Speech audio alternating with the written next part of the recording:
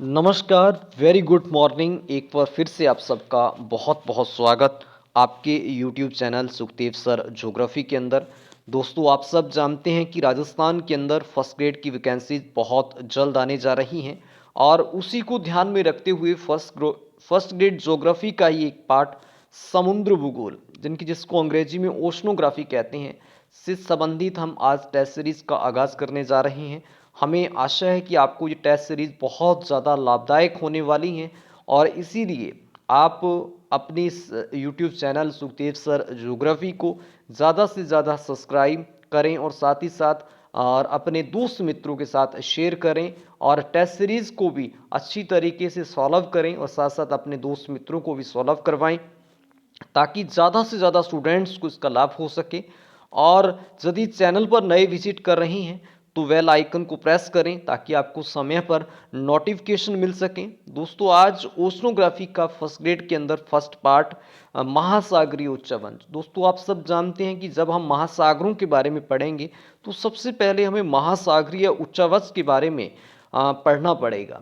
आप जानते हैं कि महासागरीय उच्चवंश क्या होते हैं। दोस्तों, महासागरों में अनेक प्रकार की स्थलाकृतियाँ पाई जाती हैं या फिर आप कह सकते हैं महासागरों के अनेक प्रकार के जो पार्ट हैं उसको महासागरीय उच्चवंश के नाम से जाना जाता है। जैसे तट, जैसे नमीघन तट हो गया, जैसे नमीघन ढाल हो गई, महासागरीय गर्त हो गए। इन सारी जो स्थलाकृतियाँ हैं जो महासागरों में पाई जाती हैं इसको महासागरीय उच्चवंश के नाम से जाना जाता है।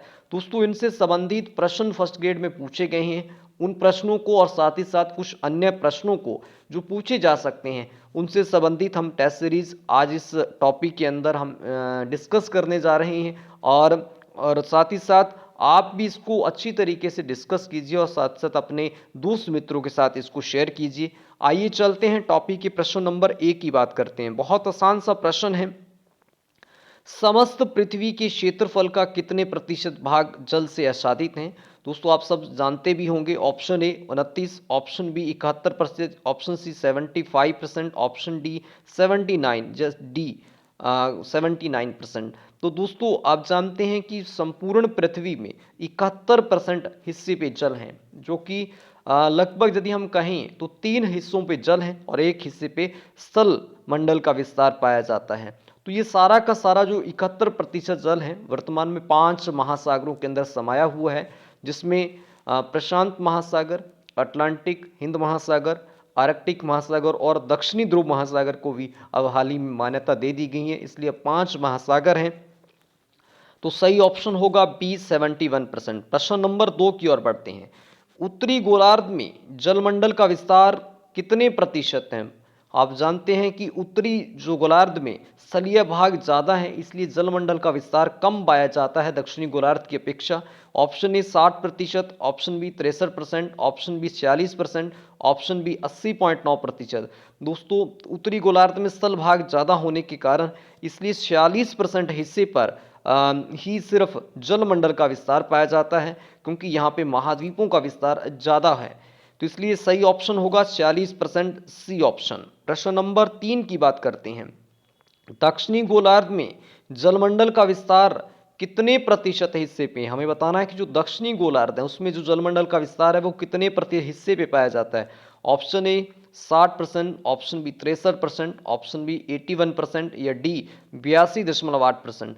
दोस्तों, आप जानते हैं कि दक्षिणी गोलार्ध में सबसे ज़्यादा जलमंडल का विस्तार पाया जाता है, क्योंकि वहाँ पे प्रशांत हैं, दक्षिणी ध्रुव महासागर हैं, ठीक है, हिंद महासागर का पार्ट है। इस तरीके से यदि हम बात करें तो ज़्यादातर जलीय क्षेत्र आता है, इसलिए उसके 81% हिस्से पे जल पाया जाता है, सिर्फ 19% हिस्से पे स्थलीय भाग पाया जाता है।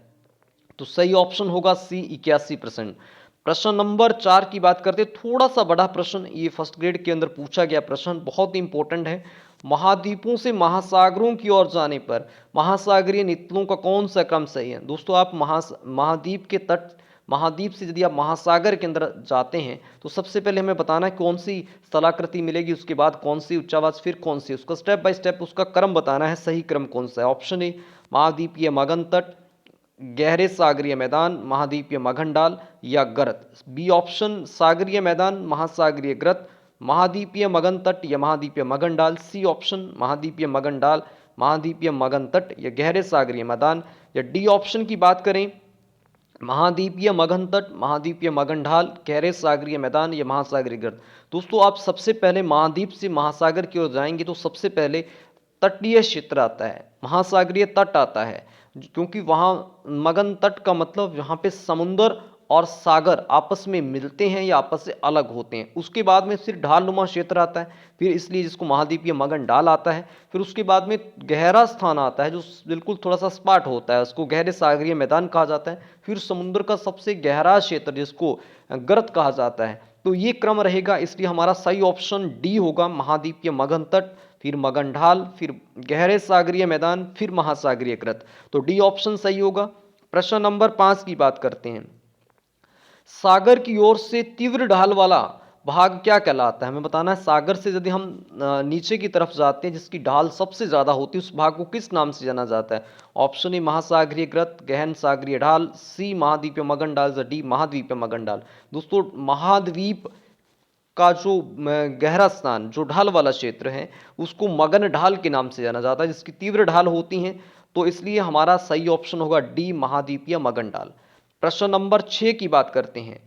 महाद्वीपीय मगन तट तथा गहरे सागरीय मैदान के मध्य स्थित होता है। हमें बताना है कि दो महासागरीय जो उच्चावचों के बीच में एक कौन सा उच्चावच स्थित होता है? मगन तट और गहरे सागरीय मैदान के बीच में। ऑप्शन ए महाद्वीपीय मगन डाल, ऑप्शन महासागरीय ग्रत, ऑप्शन महाद्वीपीय मगन तट, या डी इनमें से कोई नहीं। दोस्तों सबसे पहले मगन तट आता है, उसके बाद ढालनुमा क्षेत्र आता है, इसलिए महाद्वीपीय मगन डाल ही आता है। उसके बाद सागरीय मैदान आते हैं। सही ऑप्शन होगा महाद्वीपीय मगन डाल, ये ऑप्शन सही होगा। प्रश्न नंबर 7 की बात करते हैं। घटते क्षेत्रफल के आधार पर निम्नलिखित का सही अवरोही क्रम क्या है? हमें बताना है कि जो घटते क्षेत्रफल के आधार पर इनका सही क्रम। तो ऑप्शन ए, तो इसमें यदि हम सीधा ही चलें तो सही ऑप्शन इसमें आएगा सबसे पहले फर्स्ट गहन सागरीय मैदान, उसके बाद में सेकंड महाद्वीपीय मगन डाल, ऑप्शन फिर आएगा महाद्वीपीय ग्रत, और फिर आएगा महासागरीय मगन तट। तो इसलिए हमारा सही ऑप्शन सी होगा। प्रश्न नंबर 8 की बात करते हैं। संपूर्ण महासागरीय क्षेत्रफल के कितने प्रतिशत भाग पर महाद्वीपीय मगन तट का विस्तार बताया जाता है? हमें बताना कि जितने भी महासागर हैं उनके कुल जो तटीय क्षेत्र हैं वो कितने परसेंट, 100 में से कितने परसेंट तटीय क्षेत्र के अंदर आता है कुल महासागरों के? Option A 6.5, option B 8.6, option C 8.5, या डी 9.5। संपूर्ण महासागरों के यदि तटीय क्षेत्र का हिस्सा देखा जाए कुल मिलाकर तो 8.6% हिस्से पे फैला हुआ है, इसलिए बी ऑप्शन हमारा सही होगा। प्रश्न नंबर 9 की बात करते हैं। महाद्वीपीय मगन तट के बारे में निम्नलिखित में से कौन सा कथन असत्य है? महाद्वीपीय जो मगन तट का मतलब वह क्षेत्र जहाँ पे समुद्र और सागर आपस में मिलते हैं या अलग हो रहे हैं उसको मगन तट कहते हैं। उनसे संबंधित गलत ऑप्शन हमें चयन करना है। यह संरचना की दृष्टि महाद्वीप का अंग है, इसकी औसत गहराई 200 मीटर, इसका सर्वाधिक विस्तार प्रशांत महासागर में, या डी इसका औसत ढाल 1 डिग्री है। दोस्तों यदि ऑप्शन ए की बात करें महाद्वीपीय अंग का ही एक भाग होते हैं, गहराई 200 मीटर तक होती है और इसकी जो ढाल 1 डिग्री होती है। तीनों ऑप्शन सही है, इसलिए जो सी ऑप्शन है इसका सर्वाधिक विस्तार प्रशांत महासागर में, तो ये यहाँ पे इनकरेक्ट है, असत्य है, इसलिए हमारा सही ऑप्शन यहाँ पे सी होगा। प्रश्न नंबर 10 की बात करते हैं। महाद्वीपीय मगन तट का सर्वाधिक विस्तार किस महासागर में पाया जाता है? हमें बताना है जो के सबसे ज्यादा महाद्वीपीय मगन तट का सर्वाधिक जो मगन तटीय क्षेत्र है वो सबसे ज्यादा है। ऑप्शन ए प्रशांत महासागर, option B Atlantic, option C Hind महासागर, या डी आर्कटिक महासागर। तो मगन तट का विस्तार अटलांटिक महासागर में पाया जाता है, बी ऑप्शन करेक्ट होगा। प्रश्न नंबर 11 की बात करते हैं। इंपॉर्टेंट प्रश्न पूछा जा चुका प्रश्न है ये भी। अधिकांश मछलियां व अन्य समुद्री आहार मुख्यतः प्राप्त किए जाते हैं। हमें बताना है कि जो अधिकांश मछलियां हैं या समुद्र में जो आहार है वो कहाँ से प्राप्त करते हैं? ऑप्शन ए महाद्वीपीय मगन तट से, ऑप्शन महाद्वीप मगन ढाल से, महाद्वीपीय उभार से, गहन सागरीय मैदान से। दोस्तों अधिकांश मछलियां जो अपना खाना है जो आहार हैं वो महाद्वीपीय मगन तट से ही प्राप्त करती हैं, इसलिए ए ऑप्शन करेक्ट होगा। प्रश्न नंबर 12 की बात करते हैं। विश्व का सर्वाधिक चौड़ा महाद्वीपीय मगन तट किस महासागर में स्थित है? हमें बताना है कि विश्व में सबसे ज्यादा जिनके जो महाद्वीपीय मगन तट का जो चौड़ाई है वो सबसे ज्यादा किसके पाए जाते हैं? ऑप्शन ए प्रशांत के, ऑप्शन बी आर्कटिक के, ऑप्शन बी अटलांटिक के, या डी हिंद महासागर के। तो दोस्तों यदि हम बात करें तो इसमें सही ऑप्शन होगा अटलांटिक महासागर, यहाँ पे सही आंसर होगा। तो नीचे इनकरेक्ट आंसर है अटलांटिक महासागर, सही ऑप्शन होगा सी।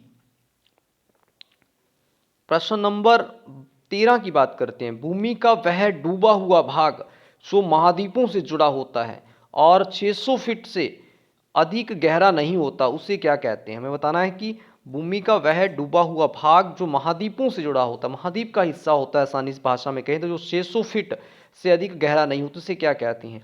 ऑप्शन ए महाद्वीपीय मगन तट, ऑप्शन मगन ढाल, या महाद्वीपीय द्वीप, या मूंगा द्वीप। तो दोस्तों महाद्वीपीय मगन तट ही होता है जो महाद्वीप और से जुड़ा होता है और वो पानी में भी डूबा रहता है और 600 फीट की गहराई से ज़्यादा नहीं होता। तो सही ऑप्शन महाद्वीपीय मगन तट। प्रश्न नंबर 14 की बात करते हैं। तट के किनारे जिन क्षेत्रों में पर्वत पाए जाते हैं वहाँ महाद्वीपीय मगन तट हैं। जहाँ पे यदि जिन तटों के किनारे पर्वत पाए जाते हैं वहाँ महाद्वीपीय मगन तट कैसे हैं? ऑप्शन ए काफ़ी चौड़ा, संकरा, कटाशटा, या फिर उथला। जहाँ पे पर्वत पाए जाएंगे दोस्तों वहाँ पे संकरे ही महाद्वीपीय मगन तट पाए जाएंगे, तो बी ऑप्शन करेक्ट होगा। प्रश्न नंबर 15 की बात करते हैं। विश्व के कुल खनिज तेल तथा प्राकृतिक गैस के उत्पादन का कितना प्रतिशत भाग महाद्वीपीय मगन तट से प्राप्त होता है? हमें बताना है कि विश्व के जो कुल खनिज तेल और सीएनजी गैस हैं और इनका कितने प्रतिशत हिस्सा महाद्वीप मगन तट से प्राप्त होता है? Option A 10%, option B 20, option C 25, या डी 40%। तो विश्व में जितना भी प्राकृतिक गैस या खनिज तेल मिलते हैं वे 20% हिस्सा महाद्वीपीय मगन तट से प्राप्त होता है, तो बी ऑप्शन करेक्ट होगा। प्रश्न नंबर 16 की बात करते हैं। महाद्वीपीय मगन ढाल के संबंध में निम्नलिखित में से कौन सा कथन असत्य है? मगन ढाल के बारे में बताना है। ऑप्शन यह महाद्वीपीय मगन तट और महासागरीय गंभीर मैदान के बीच स्थित होता है, तो ये ऑप्शन सही होगा हमारे लिए। इसकी गहराई 200 से 2000 मीटर और ढाल 2 से 5 डिग्री, ये भी सही है। इसे महाद्वीपों की अंतिम सीमा कहा जाता है क्योंकि इसके बाद ढाल समाप्त हो जाता है, तो ये भी सही है। तो कौन सा कथन असत्य हमें बताना है? तो इनमें से तीनों कथन सत्य हैं, तो इनमें से कोई भी कथन असत्य नहीं है, इसलिए डी ऑप्शन यहाँ पे करेक्ट होगा। प्रश्न नंबर 17 की बात करते हैं। संपूर्ण महासागरीय क्षेत्रफल के कितने प्रतिशत भाग पर महाद्वीपीय मगन ढाल का विस्तार बताया जाता है? महाद्वीपीय मगन ढाल बताना है कि संपूर्ण जो महाद्वीपों का जो क्षेत्र है, महासागरीय क्षेत्र आता है, वो मगन ढाल के अंदर कितने % हिस्सा चला जाता है? Option A 5.5%, option B 6.5%, option C 7.5, या डी 8.6%। दोस्तों 8.5% हिस्सा है संपूर्ण महासागरों में नमीगन ढाल के अंदर आता है, तो इसलिए सही ऑप्शन होगा हमारा। यहाँ पे सही नहीं दे रखा है यहाँ पे, तो इसलिए जो 8.6 है यहाँ पे 8.5% आएगा, मिसप्रिंट हुए हैं, तो सही ऑप्शन 8.5% होगा। प्रश्न नंबर 18 की बात करते हैं। संपूर्ण महासागरीय क्षेत्रफल के कितने प्रतिशत भाग पर गंभीर सागरीय मैदान का विस्तार पाया जाता है दोस्तों? तो संपूर्ण महासागरीय क्षेत्र में देखा जाए option A 71, option B 75, 9, option 80%, या डी 82%। दोस्तों यदि हम बात करें तो संपूर्ण महासागरों में सबसे ज़्यादा यदि भाग किसी भी महासागर में वो गंभीर सागरीय मैदान ही होते हैं में विस्तार पाया जाता है, इसलिए कुल देखा जाए 75.9 या फिर 76% भी कई बुकों में आंसर लिखा हुआ है, 75.9 या 76% सही ऑप्शन होगा। प्रश्न नंबर 19 की बात करते हैं। गंभीर सागरीय मैदान का सर्वाधिक विस्तार किस महासागर में पाया जाता है? जो हमें बताना है कि गंभीर सागरीय मैदान का सर्वाधिक विस्तार किस महासागर में पाया? हम जानते हैं प्रशांत वैसे सबसे बड़ा है, इसलिए इसी में पाया जाएगा, तो ये ऑप्शन सबसे सही होगा। प्रशांत महासागर में सबसे ज़्यादा महासागरीय जो मैदान है, जो गंभीर सागरीय मैदान, उनका विस्तार पाया जाता है। आज का अंतिम प्रश्न की बात करते हैं। गंभीर सागरीय मैदान के संबंध में निम्नलिखित में से कौन सा कथन सही है? इसके अंतर्गत संपूर्ण महासागरीय क्षेत्रफल का लगभग 3/4 भाग आता है, और ऑप्शन बी इनकी गहराई 3 से 6000 मीटर, इनका सर्वाधिक विस्तार 20 डिग्री उत्तरी अक्षांश से 60 डिग्री उत्तरी अक्षांश के बीच में पाया जाता है। तो दोस्तों तीनों ऑप्शन यहाँ पे सही हैं, इसलिए हमारा डी ऑप्शन सही होगा, उपयुक्त सभी होगा। और ये थे आज के, यदि हम बात करें प्रश्न